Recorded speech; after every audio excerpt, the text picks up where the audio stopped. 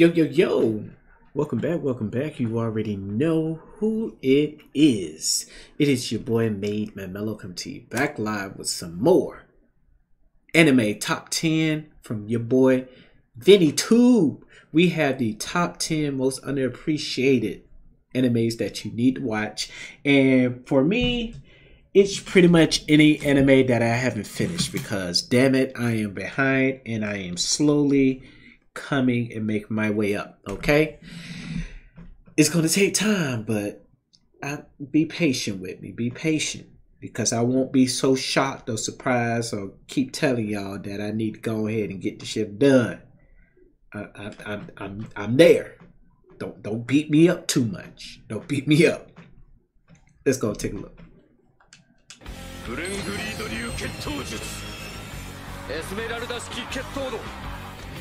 Lately, I'd say that anime has reached the point where it can be considered a big industry. Just look at the number of shows we get every season. Even the most niche titles or the most generic ones would undoubtedly find themselves being some fans' crown treasure in the midst of the packed season, so it's only natural that some standouts would inevitably find themselves lost in the shuffle. So on this video, we're going to go through some anime which I feel were quite overlooked and didn't become popular enough for what they deserved, specifically series which I haven't talked about much on this channel. Let's get started. Kekai Sensei.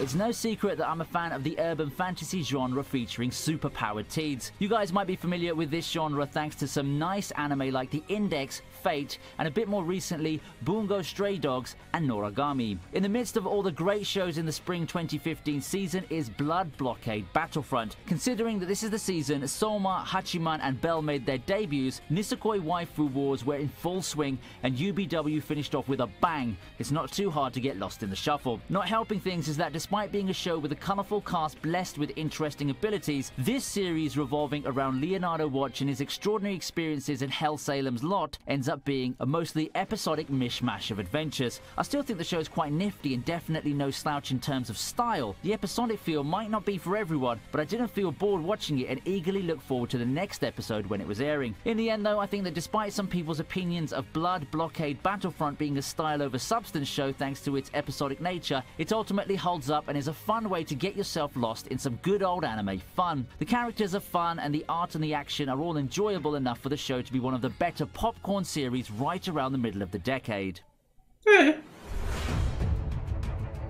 Next in line at number 9 is Golden Kamuy. Before trailers or anything like that, I didn't really know what to expect out of Golden Kamuy. I certainly did get my first major exposure to it thanks to the memes and clips of the hilariously bad CGI bear, but that's not really a good way to know what a show's about now, is it? So I decided to give it a shot, and I tell you what, I don't regret it one bit. That was Golden Kamuy at first seemed more like a gritty adventure series about survival. With a premise revolving around the Russo-Japanese War and the subsequent gold rush, I figured that the show will weave bits of history into an adventure narrative starring a war veteran and his partner Ainu girl. Turns out that I got more than what I bargained for in a way and came out of this rather unique series with a more complete understanding of Japan and the world back then. That's not to say that the action's lacking, but I certainly felt the historical aspects of the show can be considered the main focus. Is it a bait and switch? Well, decide for yourself. Overall, Golden Kamuy really needs more love. It's a nice, notable subversion of the historical fiction genre where the action takes a back seat to more documentary-like moments that center around Ainu culture. I know that this kind of storytelling might not be for everyone,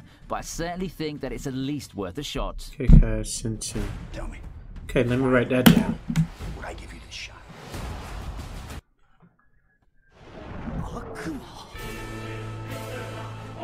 Rage of Bahamut.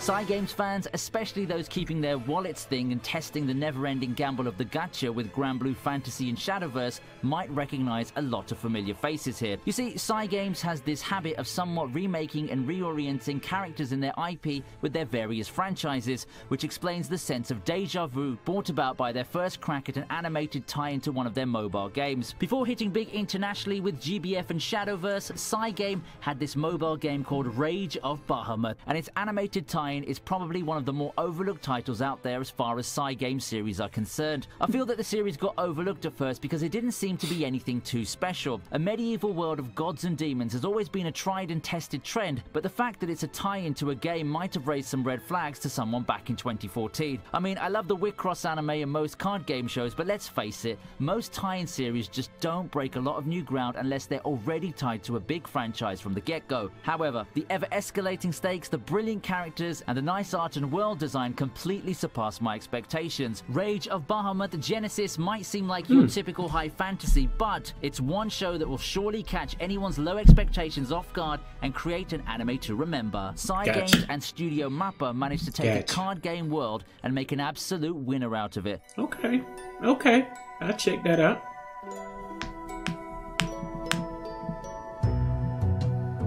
Coming out at the same time as Gurren Lagann, Lucky Star, Darker Than Black, Hayate the Combat Battler, and a new Nanoha isn't easy. It's not hard to see why Moribito, Guardian of the Spirit, often gets overlooked or underappreciated when looking at anime in 2007. While anime fans were caught up with Grand Adventure Toward Freedom or Chilling with Konata and Friends, Production IG were doing a pretty neat job at adapting some Japanese fantasy novels. Enter Moribito, Guardian of the Spirit, the anime adaptation of the first book in the Moribito series that tells the story of the wandering warrior Balsa. In the series, Balsa's been tasked with protecting Chagum. Together, the two go on a journey across a great land that has obvious influences owing to Indochina.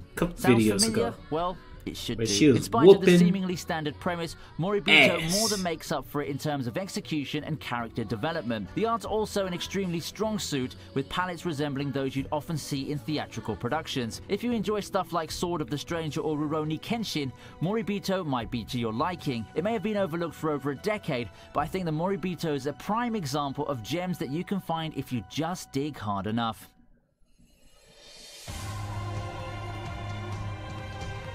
You know the joke about how Atlas fans only know about Persona, specifically the game from 3 onwards? The same thing also applies to the Type Moon fanbase, with most of them supposedly only knowing Fate Stay Night and the billion spin-offs, prequels, and games that feature Saber, Rin, Gilgamesh, and some of Stay Night and Grand Order's iconic characters. To be fair, I'm not surprised that compared to the numerous Fate incarnations, Garden of Sinners gets much less love and popularity. While the action mystery in the series of movies holds up, it's by no means an easy watch compared to the straightforward storytelling of Fate and the Ilya shows. In the first place, watching the movies straight up would leave some viewers confused because the story wasn't told in chronological order. That's to say that the beauty of Garden of Sinners strongly lies in its rewatch potential. The movie series is quite philosophical, and the cryptic dialogue that requires multiple watches and some deep thinking might take a while to get used to. Get over those hurdles and you'll find yourself in a unique experience that revels in tackling mature issues, watch the Fate series, and a dark, captivating mystery that looks as good as it can get in anime cinema.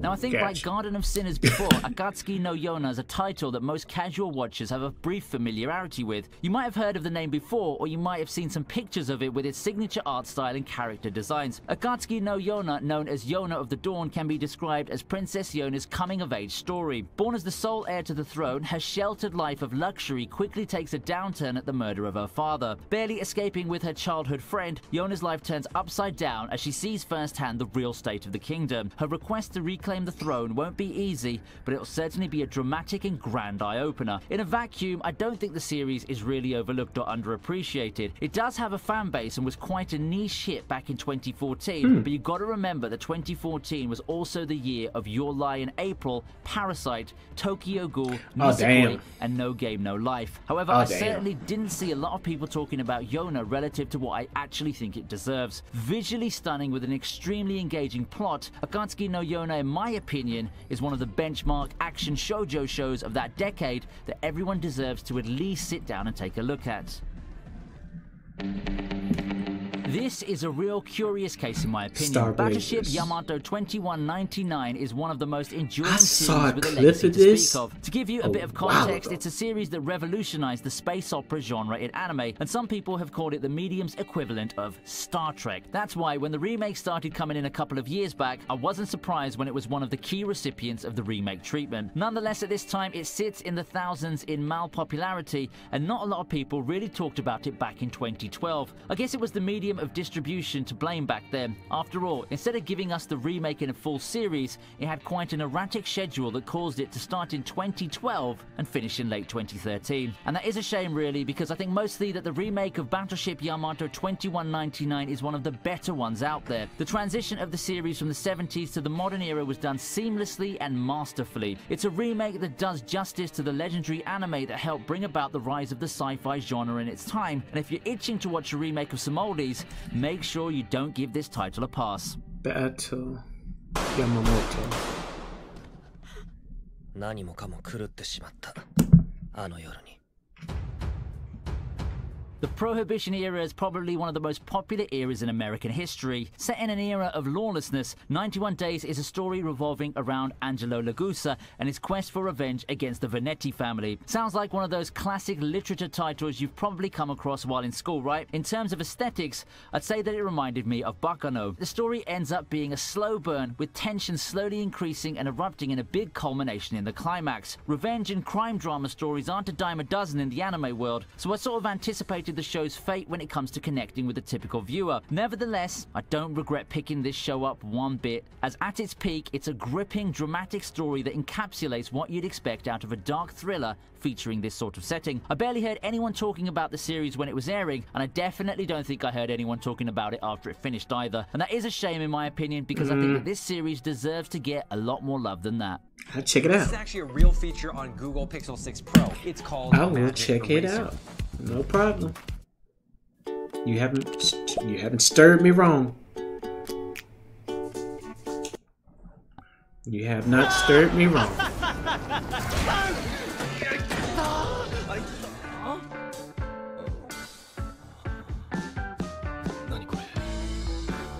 2018 was a year of hard hitters, and among the series introduced during that year, Hanamatsuri is by far one of the funniest ones out there. The story of Nita's misadventures with Hina got quite a bit of traction when it aired a couple of years back, but I think the popularity it got was a bit less than what it actually deserved. Given how funny the show is and how witty it is as a comedy, I think that Hanamatsuri is a show that would be great to recommend to anyone who craves some quick laughs. The show's extremely strong in terms of writing its characters and their quirks. The jokes come out of left field and would leave anyone in stitches for hours on end. Comedy, character reactions, directions, and timing all come together to make this one of the best comedies of the year. I think that the show deserves more love than it got from the general community. And actually, now that I think about it, it was probably one of my favorite non-sequel animes of 2018. If you love comedy anime, please do yourself a favor and watch it. It will be the best decision of your life. 檻の中の地獄の釜の底で壮絶な日々を戦い抜いた7人の男たちがいた。彼らを支えていたのは勇気と根性と絆だった。Now, where do we start with Rainbow? Not a lot of shows deal with the dark side of justice in the system of the world, and among them, I think that Rainbow is one of the more cynical and downright realistic ones in terms of showing how messed up the world can be. The gritty tale of survival featuring prison inmates has carved out a reasonable niche for itself back then, but then not a lot of people still remember it compared to its contemporaries. Given the subject matter and the sheer graphic nature, it's not surprising that the show would be underappreciated compared to a lot of stuff that deals with similar topics in its time. With that being said though, I really vouch for this series because it's not afraid to go down and dirty in its depictions of social injustice and the nature of criminal justice. Rainbow is a grim and dark tale of survival that's one of the most serious stories that I've ever seen in anime. Prepare your tissues, for Rainbow is a series that will take you on a wild ride and a whirlwind of emotions. It's a truly depressing series that shows some grim dark realities, and I think that it deserves more love for the sheer boldness it took, especially considering the medium of anime as a whole.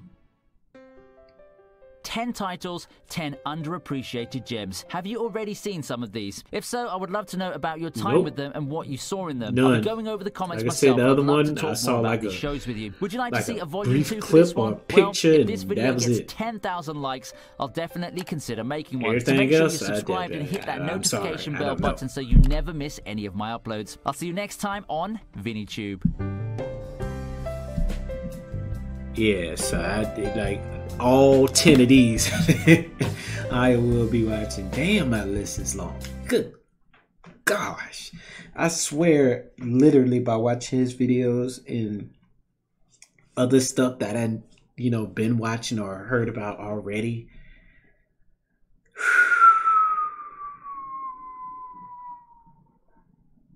I got a long way to go, but I appreciate everybody for giving me in-depth knowledge on some of these animes that I've been doing these reactions and looking at and telling me about it. I appreciate it, and I am more in depth and getting myself caught up, so I won't feel left out or behind. And I definitely appreciate everybody for tuning in. I appreciate every single person, all 1,700 plus of you guys. I appreciate you guys. You guys have a wonderful, wonderful night. Peace.